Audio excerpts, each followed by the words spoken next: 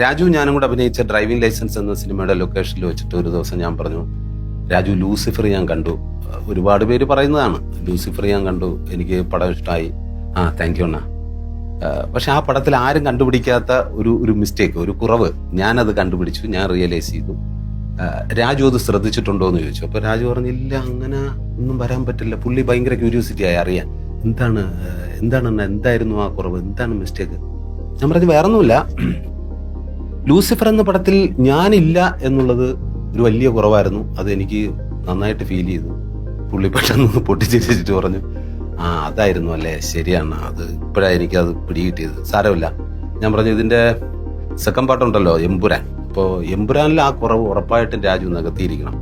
അപ്പൊ എന്നോട് പറഞ്ഞു തീർച്ചയായിട്ടും ഞാൻ ആ കുറവ് നികത്തിയിരിക്കും. ഞാൻ പറഞ്ഞില്ല, എന്റെ പ്രശ്നമല്ല, ആരാധകർ ചിലപ്പോൾ എന്തെങ്കിലും വിഷയമുണ്ട്, എല്ലാം ഞാൻ ഏറ്റു എന്ന് അന്ന് പറഞ്ഞു. കുറേ നാളിന് ശേഷം എനിക്കൊരു ഫോൺ കോൾ വന്നു, എന്നാ മറ്റേ ആ കുറവ് ഞാൻ ഇതിലങ്ങ് നികത്തുകയാണ്. അങ്ങനെ ആ കുറവ് എമ്പുരാനിൽ അദ്ദേഹം നികത്തി.